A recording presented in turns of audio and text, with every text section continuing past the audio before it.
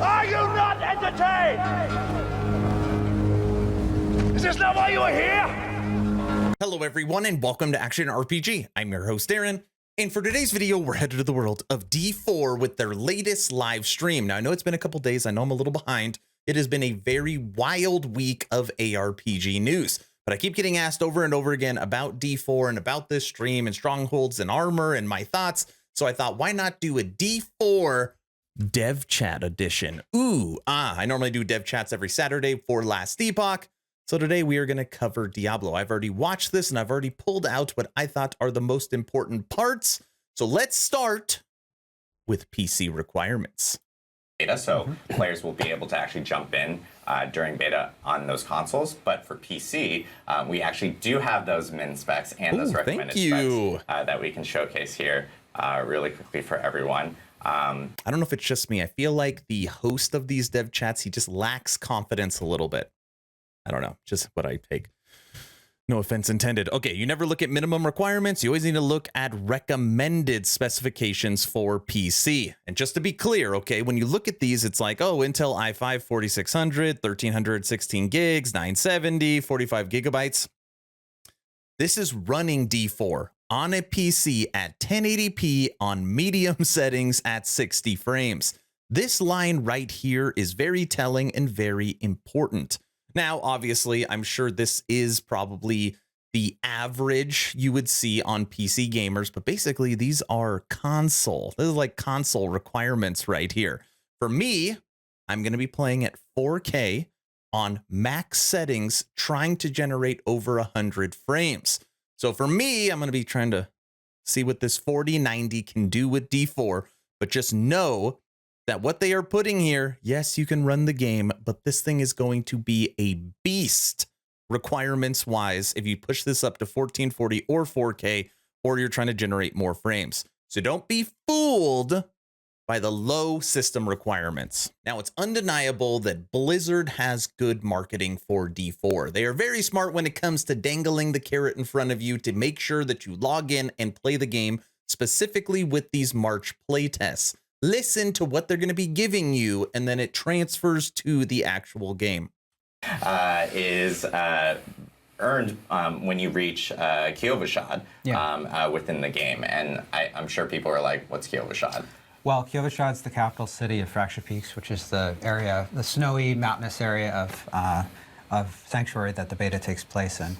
And it's a big city. There's lots of stuff to do. It's not that far into the game. You'll play through the prologue, get accustomed to all of the mechanics and everything, start to get introduced to some of the characters, and then you'll arrive at Kiovashad. So it should be fairly straightforward to get this one. Yeah, so people will be able to earn the initial casualty title within Diablo 4 by doing that. And then another title that they'll earn once they hit level 20 on at least just one character itself is an early Voyager title. So just get up to level 20 within the beta and you'll actually end up earning that title.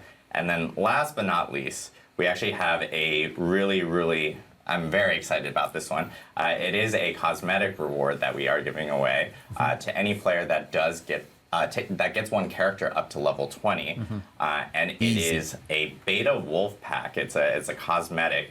It is quite possibly the most adorable thing in the whole entire world. But it is a little wolf like. Okay, when I was watching this on my phone, I'm like, what is that? Because I actually couldn't tell. Yes, this is a back piece cosmetic that is an animated wolf pup. Now, if you've been following my community, if you ever watch my streams, I very much so dislike wings. I hate big old wings. It's like, it's dumb. I've never liked wings. But a little back piece wolf pup,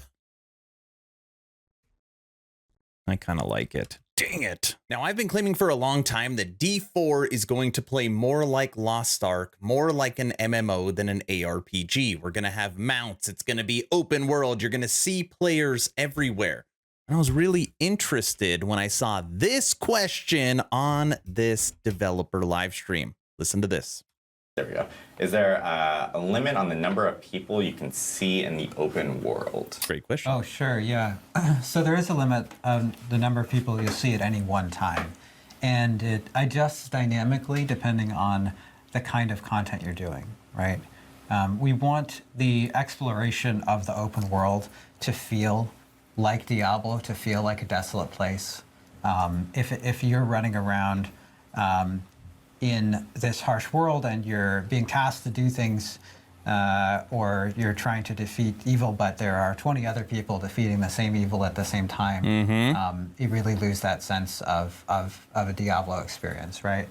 And so we've been very careful, and we've actually been tuning it throughout the development process, tuning exactly how many people you'll see when you're out exploring an open world area. You know, Art was just talking about Strongholds, and Strongholds and dungeons are completely private experiences, so you'll only see people that you've invited to your party, or if you don't invite anyone, you won't see anyone, right? And then, of course, when you're in public spaces, or when a stronghold becomes a public space, you'll start to see other people there. But you won't see a whole lot of people in those areas because of that sense of exploration and experience there.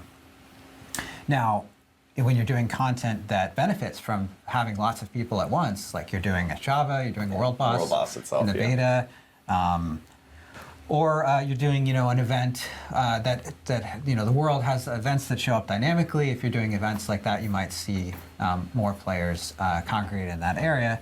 And then when you go to a town, that's where you're going to see the most other people. You're going to get to see everyone else's cool gear, and you can form parties and engage in various social activities with other players there. So our town hubs, if you think about Kyovashad and open beta, you'll see lots. It'll feel like a city. There are people running around. I gotta say, based upon that answer, it does actually lean more ARPG than MMO. I gotta admit it. Now, this next question is definitely a hot topic, especially for me, who covers everything Last Epoch and them announcing with factions and trading. What about trading in D4? Is there trading in D4? Because obviously, like D3, it was almost non-existent. So yeah, it's non-existent. Curious to know how that works in D4. Yeah, we get this question a lot, and we're continuing to, trading in D4 is less restrictive than it is in D3. But it's by no means wide open trading. And we know that there are lots of players who enjoy the trading, enjoy the game for the trading experience, and that those players would like to have, as few restrictions on trading as possible. And so we want to support that to the extent that we can, but we also want to protect the core game loop of killing monsters to get loot, right? And so there are some restrictions on trading to further encourage the situation where the best way to get the most powerful loot is to kill monsters. That's sort of our overriding. Having crazy deja vu right now. When you think about all the stuff that we're doing that we plan to do with seasons and the game being a live service, we could certainly see opportunities for different trading rule sets in the future. Cool, awesome, and I'm going to answer. That was a non-answer, by the way. It's going to be more open than D3, but we don't know what it's going to be. All right, that's fine. Now let's hear a little bit about Strongholds. After the fact, but I think I want to talk about that a little bit later. All right. I think we have footage as well for the Strongholds that we can actually kind of throw up here, and maybe we can explain what players are. Dude, how many weapons does that or what they would barbarian have? when they're going through Strongholds. You brought a clip? Yeah, I did. I found it. Nice. I found a clip on the floor. Found a clip. The stronghold you're looking at here, this is called Hope's Light. In the jagged shores of northern Scotland, there's this great lighthouse called Hope's Light, and its flame has been extinguished. The port town of Merwin nearby is particularly affected. It's the only port town in all of Scotland. They consider this a sacred place, and obviously the sailors of these perilous waters, they kind of rely on the lighthouse to navigate. So your kind of high-level objective is just to find a path through to the lighthouse and figure out what happened. As the player, when you arrive there, you notice the drowned have risen. The Drown are this brand new monster family in Diablo 4. Dude, the dude They're hitting these the super bell, man, the mysterious visuals look creatures pretty that good kinda right shamble now. up onto the shores from the depths of the sea, and they drag these like bells and mysterious idols with them. Nobody really knows like who they are or what they want. But one of the other things that we're super excited to kind of do with Strongholds is to try and showcase these monster families, kind of give you a glimpse into what they're about. Yeah, because I know like back during BlizzCon, we actually BlizzCon 2019 when we revealed Diablo 4, we actually did showcase the Drown for the first time, and then since then I know we had a quarterly update blog that talked a little bit about monster families, where we even talked about like familiars, for instance, and so forth that were up there. But like, yeah, this is kind of like the first like updated look I think people are seeing of the Drowned here in a Stronghold, which is really cool to see. Oh, legendary. Yeah. I never even knew what it was because I was playing with the UI off. So. But actually, that might be going back to kind of Strongholds at the system level. I didn't catch that the first time I watched this. I don't even know what legendary that was because I was playing with UI off. Is that a feature in D4? Am I going to be able to fully turn off the UI, or is that just like the developer? I've always wanted that feature. Hopefully it is. And kind of like why you, the player, might care.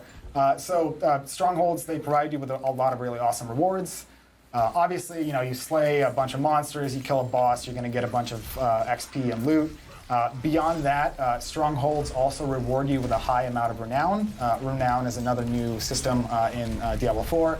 And just to quickly summarize that, Renown, it rewards you with engaging with various open world activities. You gain Renown in each of the 5 regions of the game. And when you hit certain milestones of Renown, you'll get rewards. You'll get really cool stuff like additional potion charges, skill points, even Paragon points at the later milestones. So yeah, but beyond all this, like strictly, gold, XP, loot, Renown, beyond all this strictly character progression stuff, I mentioned before, conquering a stronghold has a lasting impact on the world and unlocks a bunch of additional content. So when you've completed a stronghold, and in some cases you've kind of cleansed the evil as much as it can be in a world like Sanctuary, people feel safe enough to come back, and so some strongholds will actually become towns after. They'll have vendors, waypoints. Other strongholds might unlock a shortcut path to a different area, a waypoint, side quests. Many strongholds actually unlock dungeons. So, if you are hunting for aspects in the Codex of Power, or you're engaging with the Whispers of the Dead or Nightmare Dungeons endgame systems, you're probably really going to want to discover all these. That's awesome. So yeah, Okay. This stream's pretty good. If my excitement for D4 was here, it's now here. All right, everyone, so that's going to do it for my Dev Chat D4 edition. There was one last segment that was pretty interesting. It was talking about damage reduction, but really the breakdown of how armor is going to work. But that section is over 20 minutes long, but they do have 3 different graphs. So you haven't seen this live stream, I will link it in the description so you could check it out for yourself if you want to listen to that system. But ultimately, what you're going to get out of that, and the important part, is those trillions of damage, because in D3 there's trillions. You do 20 trillion, right? Those super big numbers, you are not going to see numbers like that in D4 because of damage reduction and armor and how that is also going to work with enemies. The numbers are going to be much smaller. That's the breakdown. D4 playtest and beta coming in March. Hopefully you're entertained or at least learned something. Aaron, out.